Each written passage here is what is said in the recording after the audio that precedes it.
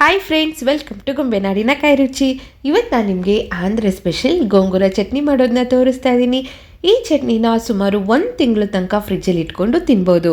ಆಚೆ ಏನಾದರೂ ತೊಗೊಂಡೋಗ್ಬೇಕಂದ್ರೆ 2ರಿಂದ 3 ದಿವಸ ಇರುತ್ತೆ, ಹಾಳಾಗಲ್ಲ. ಈ ಚಳಿಯಲ್ಲಿ ಅನ್ನ ಸಾಂಬಾರು ತಿನ್ಬೇಕಂದ್ರೆ ಸೇರೋದೇ ಇಲ್ಲ.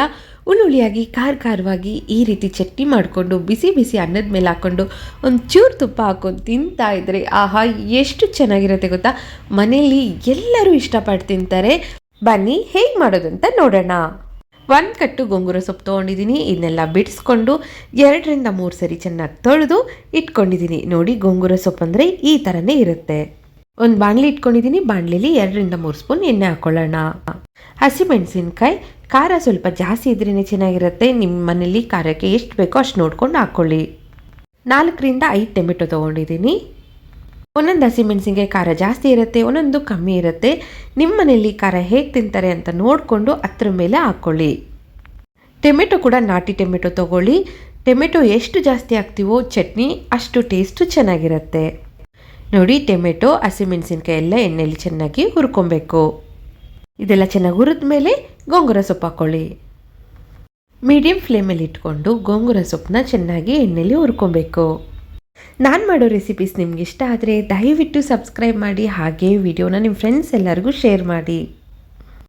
ನೋಡಿ, ಗೋಂಗೂರ ಸೊಪ್ಪು ಚೆನ್ನಾಗಿ ಎಣ್ಣೆಲಿ ಹುರಿದಿದೆ. ಇವಾಗ ಸ್ಟವ್ ಆಫ್ ಮಾಡಿ ತಣ್ಣಗಾಗಬಿಡೋಣ. ತಣ್ಣಗಾಗುವಾಗ ಟೊಮೆಟೊ ಮತ್ತು ಹಸಿಮೆಣಸಿನ್ಕಾಯಿ ಎರಡನ್ನೂ ಸಪ್ರೇಟ್ ಮಾಡ್ಕೊಬೇಕು. ಹಸಿಮೆಣಸಿನ್ಕಾಯಿ ಟೊಮೆಟೊ ಚೆನ್ನಾಗಿ ನುಣ್ಣಗಾಗಬೇಕು, ಸೊಪ್ಪು ನುಣ್ಣಗಾಗಬಾರ್ದು. ಅದಕ್ಕೋಸ್ಕರ ಎರಡನ್ನೂ ಸಪ್ರೇಟ್ ಮಾಡ್ಕೊತಾ ಇದ್ದೀನಿ. ಮಿಕ್ಸಿ ಜಾರಲ್ಲಿ 1 ಸ್ಪೂನ್ ಜೀರಿಗೆ ಹಾಕ್ಕೊಳ್ಳೋಣ. ರುಚಿಗೆ ಎಷ್ಟು ಬೇಕೋ ಅಷ್ಟು ಉಪ್ಪು. ಹುಳಿ ಖಾರ 2 ಜಾಸ್ತಿ ಇರೋದ್ರಿಂದ ಉಪ್ಪು ಒಂಚೂರು ಜಾಸ್ತಿ ಬೇಕಾಗುತ್ತೆ, ನೋಡ್ಕೊಂಡು ಹಾಕ್ಕೊಳ್ಳಿ.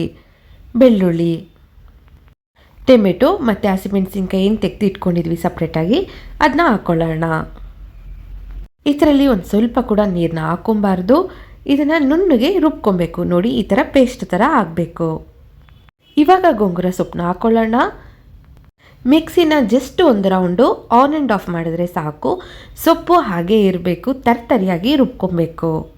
ನೀವೆಷ್ಟು ತರ್ತರಿಯಾಗಿ ರುಬ್ತಿರೋ ಗೋಂಗೂರ ಚಟ್ನಿ ಅಷ್ಟು ಟೇಸ್ಟು ಚೆನ್ನಾಗಿರುತ್ತೆ. ಒಗ್ಗರಣೆ ಮಾಡ್ಕೊಳ್ಳೋಣ. ಒಂದು ಬಾಣಲಿ ಇಟ್ಕೊಂಡಿದ್ದೀನಿ. 5ರಿಂದ 6 ಸ್ಪೂನ್ ಎಣ್ಣೆ ಬೇಕಾಗುತ್ತೆ. ಎಣ್ಣೆ ಒಂಚೂರು ಜಾಸ್ತಿ ಬೇಕಾಗತ್ತೆ. 1 ಸ್ಪೂನ್ ಸಾಸಿವೆ, ಅರ್ಧ ಸ್ಪೂನ್ ಜೀರಿಗೆ, 1 ಸ್ಪೂನ್ ಕಡಲೆಬೇಳೆ, 1 ಸ್ಪೂನ್ ಉದ್ದಿನಬೇಳೆ. ಇದನ್ನೆಲ್ಲ ಕೆಂಪುಗಾಗೋ ತನಕ ಹುರ್ಕೊಬೇಕು. ಜಜ್ಜಿರೋ ಅಂತ 4ರಿಂದ 5 ಎಸಳು ಬೆಳ್ಳುಳ್ಳಿ, 4-5 ಒಣಮೆಣಸಿನ್ಕಾಯಿ. ಚಟ್ನಿಯಲ್ಲಿ ಏನಾದರೂ ಖಾರ ಕಮ್ಮಿ ಇದ್ದರೆ ಇನ್ನು ಸ್ವಲ್ಪ ಒಣಮೆಣಸಿನ್ಕಾಯಿನ ಜಾಸ್ತಿ ಹಾಕ್ಕೊಳ್ಳಿ.